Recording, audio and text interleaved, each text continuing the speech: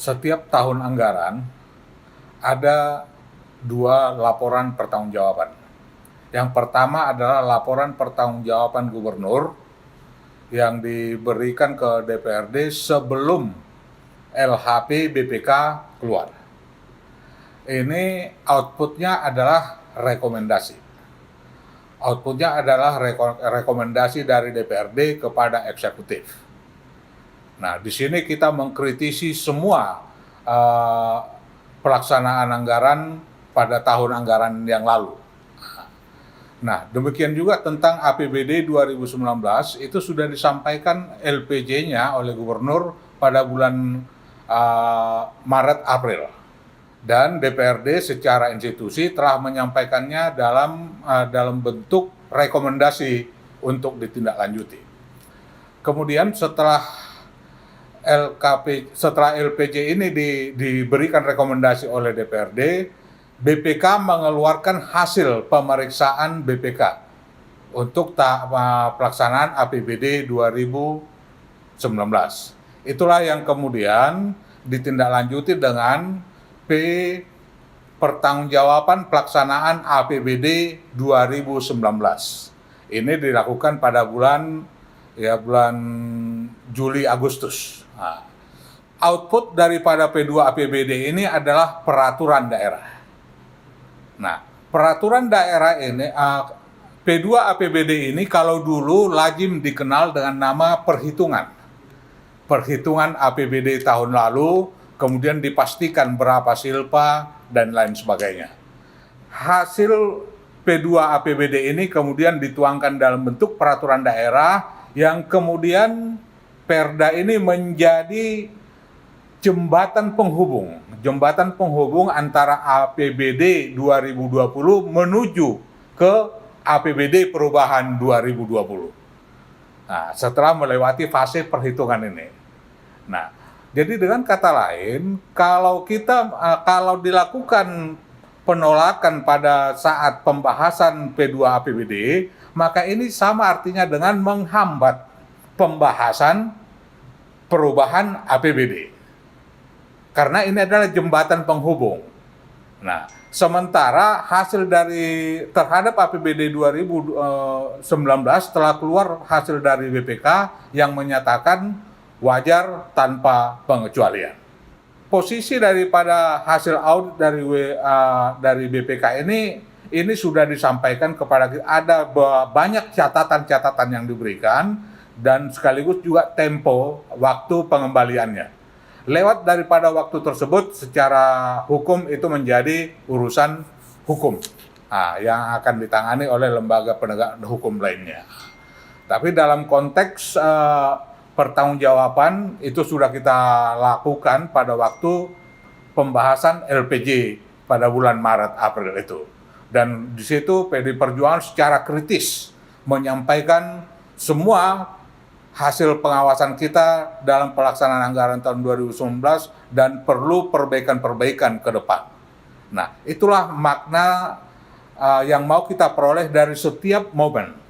Nah, oleh karenanya kita mengkritisi kinerja gubernur dan seluruh aparatur sipil negara pemerintah Provinsi DKI Jakarta, namun di dalam koridor aturan yang ada.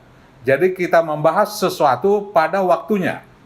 Nah, karena ini adalah produknya Perda, maka Perda ini harus disetujui supaya pembahasan perubahan APBD bisa dilakukan.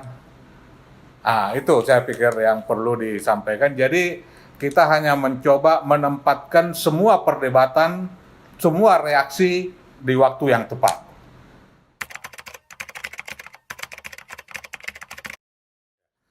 Terhadap APBD 2019, PDI Perjuangan sudah mengkritisinya sejak awal, sejak masa pembahasan RAPBD 2019. Beberapa hal yang kita soroti di situ adalah kebijakan-kebijakan dari gubernur menyangkut seperti DP 0 rupiah, penugasan yang banyak diberikan kepada BUMD sehingga mengurangi kinerja dari SKPD yang terkait. Kemudian juga banyak kebijakan-kebijakan lain yang kita yakini tidak begitu besar manfaatnya kepada masyarakat dan untuk mengejar kekurangan-kekurangan yang kita miliki. Kita sudah punya semacam pembanding arah pembangunan DKI Jakarta yang dimulai dari pemimpin-pemimpin sebelumnya.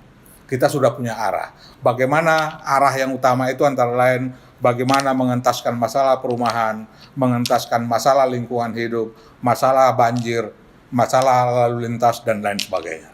Kita sudah punya arah itu. Nah, dan atas dasar arah ini PDI Perjuangan mengkritisi semua kinerja-kinerja yang kita lihat tidak sinergi dengan rencana-rencana yang sudah terbangun selama ini. Nah, dan itu juga lah yang kita soroti dalam APBD 2019, dan di akhir 2019 kita melihat ternyata apa yang kita sorotin itu sungguh-sungguh benar, sehingga kesinambungan kinerja pemimpin sekarang ini sepertinya agak berhenti di tempat jika dibandingkan dengan kepemimpinan sebelumnya. Nah, kalau kepemimpinan sebelumnya bergerak dengan kecepatan katakanlah 60 km per jam, maka tiba di kepemimpinan sekarang hanya bergerak 10 km per jam. Nah, ini adalah hal yang sangat disesalkan, dan saya pikir fungsi DPRD adalah mengawasi hal-hal yang seperti itu supaya semua penggunaan anggaran yang sudah ditetapkan dalam APBD itu tepat sasaran dan mencapai harapan. Itu yang kita kritisi dari semua kerja-kerja. Katakanlah seperti DP 0 rupiah. Kita sudah ingatkan bahwa kebutuhan Jakarta untuk rumah itu sangat besar. Dibutuhkan 300.000 unit rumah susun untuk bisa memberikan rumah layak huni kepada masyarakat yang dikaitkan dengan kawasan-kawasan yang tidak semestinya ditempati oleh masyarakat. Nah, jadi ada penyelesaian yang paripurna antara pengembalian lahan-lahan yang tidak seharusnya ditempati dan kebutuhan masyarakat akan rumah susun itu bisa terpenuhi secara sinergi gitu.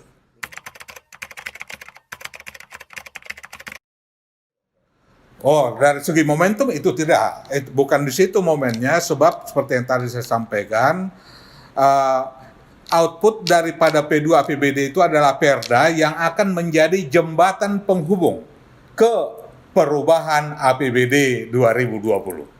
Nah, kita sudah siap untuk mengoreksi, mengkritisi dalam konteks pada waktu pembahasan perubahan APBD. Dan apa yang kemarin itu kalau kita lihat semua argumen-argumen yang disampaikan sebenarnya tidak ada korelasi yang signifikan. Nah, maka tindakan-tindakan itu kita lihat itu akan merugikan masyarakat karena kita akan terlambat untuk mendedikasikan APBD kepada masyarakat melalui perubahan APBD.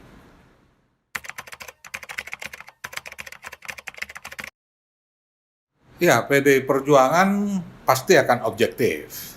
Kita mengetahui bahwa tahun 2020 menular pandemi COVID-19 dan itu berdampak sangat besar terhadap APBD, baik di sektor pendapatan maupun di sektor belanja. Nah, dan itu akan menjadi bahan yang pasti akan mengurangi jumlah APBD kita dan sekaligus juga mengurangi belanja ataupun kinerja dari eksekutif, karena kita mengetahui anggaran kita berbasis kinerja. Apapun yang dilakukan oleh eksekutif semuanya harus tergambar di dalam APBD. Nah, dengan kemampuan pendapatan kita kan ada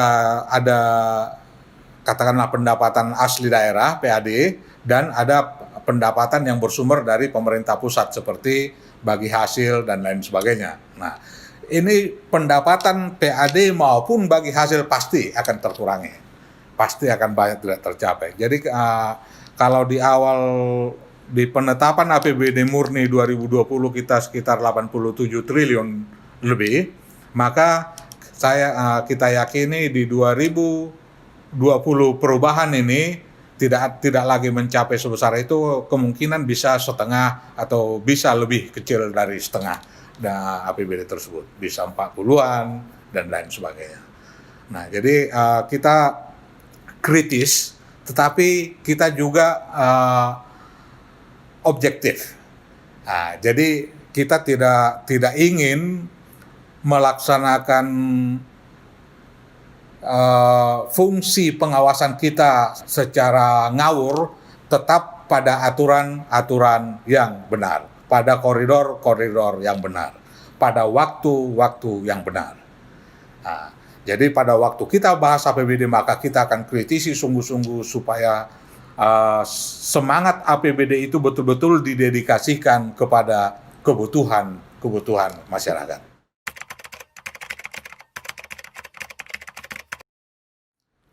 Ya, yang kita prioritaskan adalah hak-hak dasar masyarakat itu tidak boleh terkurangi. Hak-hak dasar. Jadi kita itu dulu yang menjadi prioritas. Sementara hal-hal lain, pembangunan yang bersifat fisik, mungkin dalam konteks pemeliharaan masih bisa kita tetap jaga. Tapi untuk pembangunan yang sifatnya membutuhkan banyak biaya, saya pikir bisa kita kesampingkan dulu sampai semua masalah ini teratasi. Hal-hal yang paling mendasar dari masyarakat itu hak untuk hidup, hak untuk bisa memperoleh suasana yang tertib, aman, nyaman, itu menjadi sebuah prioritas. Jadi hal-hal yang sifatnya mercusuar seperti Formula E, semua penugasan stop dulu lah. Nah, jadi jangan hal-hal dasar terganggu hanya karena sesuatu yang sifatnya tidak terlalu dibutuhkan oleh masyarakat.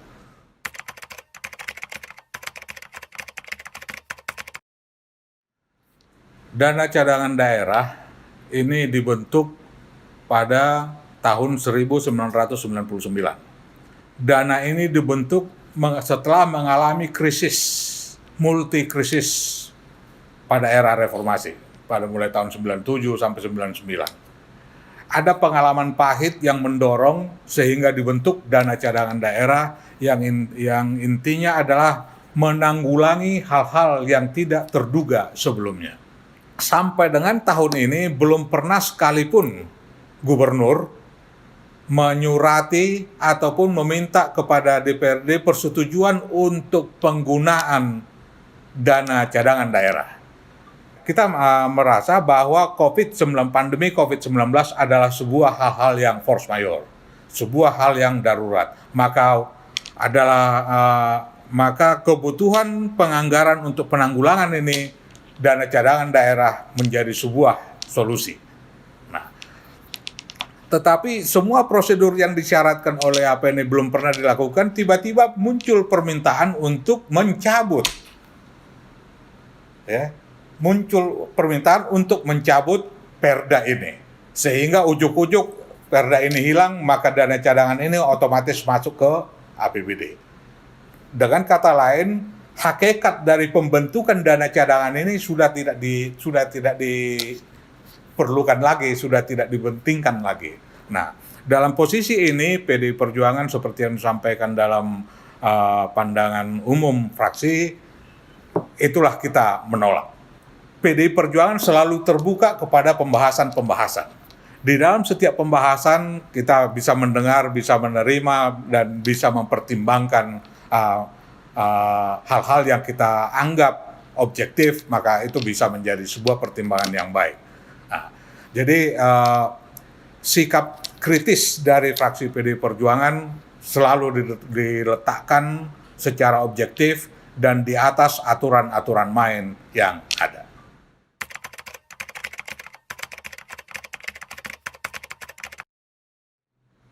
Wah, saya jadi kaget juga mendengar kata-kata mesra ini. Sebab sepanjang pengalaman saya sebagai anggota DPRD, PDI Perjuangan yang paling kritis. Bahkan di setiap rapat kita selalu kritis. Bahkan kadang-kadang dari fraksi lain yang menjadi yang menghambat kita gitu. Nah, di setiap pembahasan PDI Perjuangan selalu kritis dan konstruktif. Nah, jadi kita kritis tidak ngawur gitu. Kita semuanya letakkan pada waktu dan pada alur yang benar. Nah, di situ jadi kalau ya agak heran aja kalau sampai ada yang menyatakan kritik, tapi tidak sebagai politisi yang sudah cukup matang, silaturahmi kita nggak ada soal gitu. Kita bisa berbeda dalam tetapi hubungan silaturahim itu kita upayakan tetap berjalan baik. Kita punya guru-guru yang politisi ulung yang mengajarkan kepada kita begitulah cara berpolitik yang sesuai dengan ideologi Pancasila, ideologi bangsa dan negara kita. Bisa diperhatikan katakanlah melalui pemandangan umum fraksi.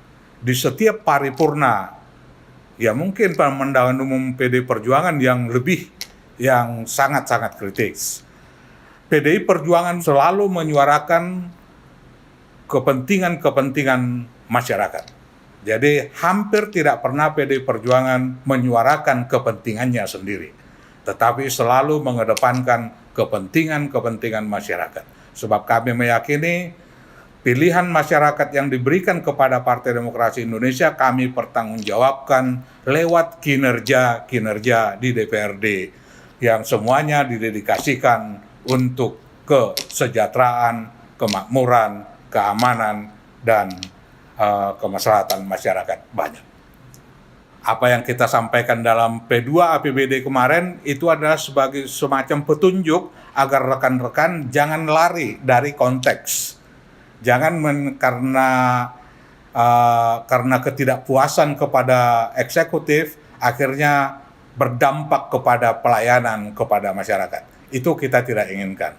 Kita bisa kritik keras kepada eksekutif, tetapi fokusnya adalah pelayanan kepada masyarakat harus semakin baik.